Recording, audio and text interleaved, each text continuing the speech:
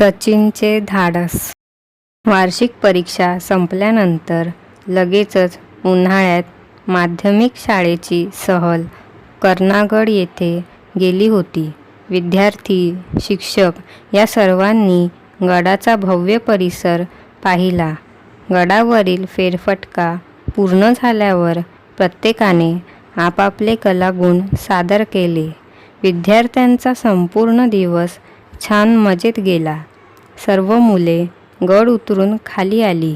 सूर्यास्ताआधी घरी पोहोचायचे असल्याकारणाने सर्वजण गाडीत जाऊन बसले.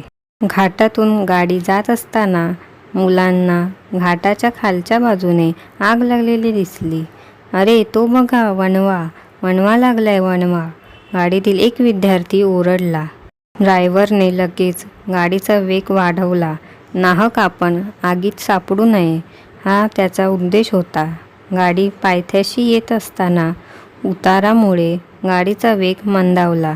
"गाडी थांबवा, ही आग विझवलीच पाहिजे," 15 वर्षाचा सचिन ओरडला. सचिनच्या या कृतीवर गाडीतील सारेजण हसले. "अरे वेड्या, ही जंगलाची आग आपण कशी काय विझवू शकू?" शिक्षक ओरडून म्हणाले. पण ते ऐकायला सचिन गाडीत होताच कुठे. त्याने तर लगेच गाडीतून उडीही मारली होती. त्याला परत गाडीत घेण्यासाठी ड्रायव्हरलाही नाईलाजाने गाडी थांबवावी लागली. सचिनने धावतच जाऊन वाटेलगतच्या शेतातील नदीवरून सुरू असलेला पाण्याने भरलेला रबरी पाईप सर्व शक्तीनिशी ओढायला सुरुवात केली. साधारणपणे 3 इंच परीघ असलेला तो लांबच लांब पाईप सचिन आगीच्या दिशेने ओढत आणत होता. "ही आग एकट्याने विझणार नाही हे मला माहीत आहे, पण म्हणून काय प्रयत्न करायचे नाही का सर?" बाजूला उभा असलेला गावातील एक गुराखी सरांना म्हणाला. सचिन गुराख्याकडे पाहून म्हणाला, "माणसं असो का जनावरं, त्यांना वाचवलंच पाहिजे ना. सर्वांनी मिळून आग विझवलीच पाहिजे." हे पाहून सर्व विद्यार्थी व शिक्षक एकापाठोपाठ एक सचिनच्या मदतीला धावले. एवढ्यात दुसरी एक गाडी गडावरून खाली उतरली. त्या गाडीतील 50शीचे एक गृहस्थ खाली उतरले. त्यांनी सर्व प्रकार क्षणात न्याहाळला आणि त्यांनी मोबाईल कानाला लावला. मोबाईलवरील संभाषण संपताच ते सचिनच्या मदतीलाही गेले. आता तो पाईप सहजगत्या चौफेर पाणी फेकू लागला.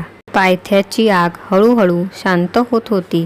गडावर पुढे पुढे पसरत असलेली आगही आटोक्यात आणली पाहिजे. दुसऱ्या गाडीतील गृहस्थ म्हणाले, "पण साहेब, हे कसं शक्य आहे?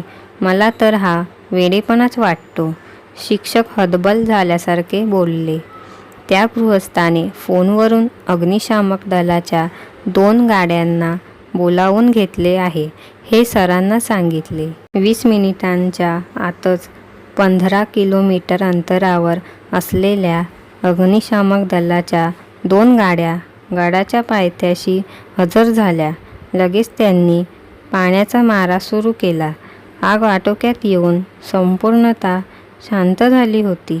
आता सर्वांचेच चेहरे उजळले.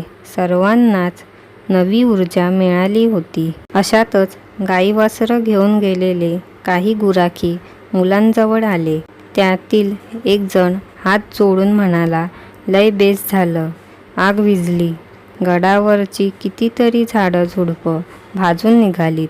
जरासा जरी उशीर झाला असता तर आम्हीही तसेच भाजून निघालो असतो." हे सांगताना त्याला गहिवरून आले होते. खरंच आमच्या या सचिननं निरपेक्ष भावनेनं जीवाची पर्वा न करता हे धाडस केलं. आज केवळ गडच नव्हे तर गुरं आणि या सर्व गुराख्यांचेही प्राण वाचले. त्यांचं हे काम खरंच कौतुकास्पद आहे, असे मोठ्या अभिमानाने शिक्षक सर्वांना सांगत होते. दुसऱ्या दिवशीच्या वर्तमानपत्रातून ही बातमी सर्वच लोकांना कळाली. परिसरातील नागरिक सचिनच्या या शौर्याचे भरभरून कौतुक करत होते.